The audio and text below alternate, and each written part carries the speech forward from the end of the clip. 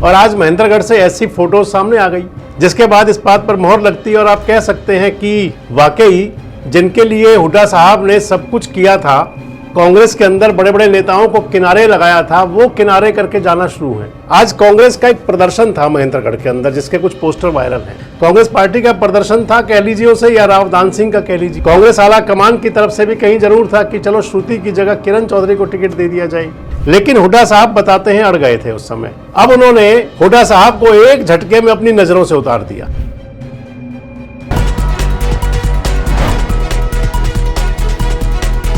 दोस्तों नमस्कार, मैं संजय मग्गू और मौजूद हैं देश रोजाना के डिजिटल मीडिया मंच पर। आपसे बात करने चला हूं सियासत हरियाणा की और उसके अंदर भी खासकर कांग्रेस को लेकर के। मैंने आपके साथ कल एक वीडियो शेयर किया था भूपेंद्र सिंह हुड्डा जी के लिए कि क्या धीरे धीरे वो कांग्रेस के अंदर अकेले पड़ रहे हैं, उनके जो साथ के लोग हैं उनको छोड़ रहे हैं। और आज महेंद्रगढ़ से ऐसी फोटो सामने आ गई जिसके बाद इस बात पर मोहर लगती है और आप कह सकते हैं कि वाकई जिनके लिए हुड्डा साहब ने सब कुछ किया था, कांग्रेस के अंदर बड़े बड़े नेताओं को किनारे लगाया था, वो किनारे करके जाना शुरू है। आज कांग्रेस का एक प्रदर्शन था महेंद्रगढ़ के अंदर जिसके कुछ पोस्टर वायरल हैं। कांग्रेस पार्टी का प्रदर्शन था, कह लीजिए उसे, या राव दान सिंह का कह लीजिए। राव दान सिंह जी के प्रदर्शन के जो फोटोज वायरल हैं, जो पोस्टर वायरल हुए हैं, उसके अंदर राव दान सिंह का फोटो है एक बड़ा सा, ऊपर कांग्रेस के तीनों बड़े नेताओं के फोटो हैं, सोनिया जी का फोटो है, खड़गे साहब का फोटो है, राहुल जी का फोटो है और नीचे राव दान सिंह जी के बेटे का फोटो है। हुड्डा साहब को भूल गए, राव नरेंद्र सिंह को ठिकाने कर दिया, किनारे कर दिया। राव नरेंद्र की बात तो चलो जमती है थोड़ी देर के लिए, हालांकि पार्टी प्रोटोकॉल के अंदर प्रदेश अध्यक्ष से बड़ा कोई पद नहीं होता, लेकिन राव दान सिंह की जो अदावत है राव नरेंद्र सिंह के साथ, कांग्रेस के प्रदेश अध्यक्ष के साथ, शायद इसलिए ना लगाया हो, लेकिन हुड्डा साहब ने तो कदम कदम पर साथ दिया था। परंतु ऐसा लगता है कि हुड्डा साहब की तरफ से शायद दान सिंह जी को एक बात चुभ गई कि मेरे को प्रदेश अध्यक्ष बनाने में मदद नहीं की।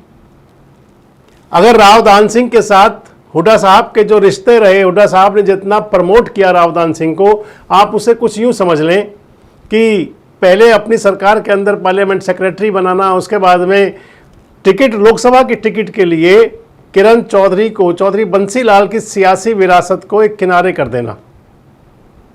अगर राव दान सिंह की बात मैं करूं, उनका जो सियासी सफरनामा है, महेंद्रगढ़ के अंदर उन्होंने रामविलास शर्मा जी को चुनाव हराया था विधानसभा का, और विधानसभा का चुनाव हरा करके 2009 में राव दान सिंह विधायक बने थे।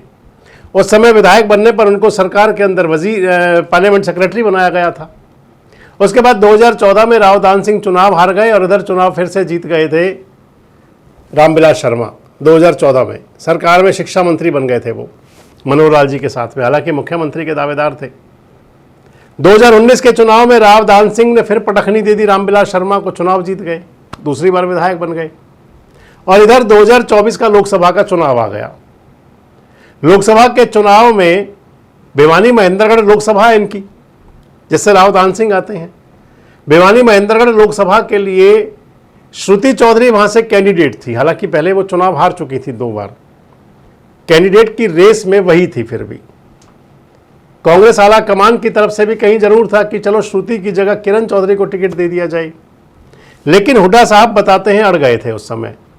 और उन्होंने कांग्रेस को, कांग्रेस आला कमान को याद दिला दिया था कि आपने ओबीसी के लिए बात की हुई है, और ओबीसी वाली बात पे आकर के टिकट देना फाइनल हो गया कि भिवानी महेंद्रगढ़ का टिकट जो है वो राव दान सिंह को दे दिया जाए। राव दान सिंह अहीर समाज से आते हैं, ओबीसी के अंदर हैं ही। इस बात से किरण चौधरी नाराज हुई थी, पूरी खफा थी। हालांकि किरण चौधरी से हो सकता है कि पार्टी आला कमान को भी थोड़ा सा रहा हो, क्योंकि राज्यसभा चुनाव के अंदर कुलदीप बिश्नोई के बाद जो वोट की बात थी रिजेक्ट होने की या कैंसिल होने की, वो किरण चौधरी की तरफ शक की सुई गई थी कई लोगों की। वो कितना सही था, कितना गलत था, हालांकि किरण चौधरी ने कभी हाँ कभी ना वाला अंदाज भी दिखाया। लेकिन मान लीजिए कि शायद पार्टी आला कमान को थोड़े शिकायत वो भी रही हो, लेकिन प्रमुख जो काम किया था वो हुड्डा साहब ने किया था। हुड्डा साहब ने टिकट लोकसभा का राव दान सिंह को दिलवा दिया। लोकसभा का चुनाव हुआ, राव दान सिंह कैंडिडेट हुए, हुड्डा साहब ने उनके लिए खूब पसीना बहा, खूब प्रचार, चुनाव प्रचार खूब किया, लेकिन राव दान सिंह चुनाव जीत नहीं पाए। और चुनाव जीतना तो दूर की बात है, अपने ही क्षेत्र के अंदर, चाहे वो महेंद्रगढ़ उनका विधानसभा क्षेत्र था और चाहे बाकी के जो इलाके थे अहिरवाल के, भिवानी महेंद्रगढ़ लोकसभा में आने वाले क्षेत्र, किसी में भी राव दान सिंह चुनाव नहीं जीत पाए। भिवानी के अंदर तो होना ही क्या था, चरखी दादरी से तो उम्मीद ही क्या कर सकते थे। इस लिहाज से राव दान सिंह हारे और कांग्रेस पार्टी को बड़ा डेंट लगा।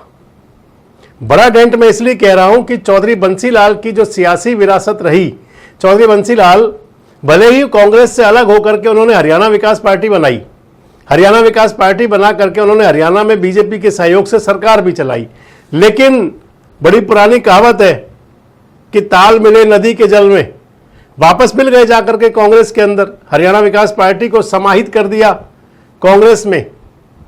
आपको ध्यान होगा 2005 में जब विधानसभा के चुनाव हुए थे तो उससे पहले ही मर्ज कर लिया था हरियाणा विकास पार्टी को, और चौधरी सुरेंद्र सिंह, चौधरी बंसीलाल के बेटे को टिकट मिला था उस समय तोशाम से, और वो विधायक बन के सरकार में वजीर बने थे, हुड्डा साहब की सरकार में। वो अलग बात है कि काल का ग्रास बन गए वो चौधरी सुरेंद्र सिंह, विमान दुर्घटना में उनकी मौत हो गई। किरण चौधरी जी आई और इधर किरण चौधरी और उनकी बेटी श्रुति चौधरी दोनों सक्रिय हुए। बहरहाल बात 2024 की, तो 2024 का लोकसभा चुनाव और उस चुनाव के अंदर श्रुति चौधरी की दावेदारी, लेकिन हुड्डा साहब का समर्थन राव दान सिंह को, राव दान सिंह टिकट लेने में कामयाब, चुनावी हार, किरण चौधरी और श्रुति चौधरी छोड़ गए कांग्रेस को और चले गए बीजेपी के अंदर। उस बीजेपी के अंदर भी चले गए जहां पर चौधरी बंसीलाल के साथ में अदावत थी, सियासी अदावत भारतीय जनता पार्टी की।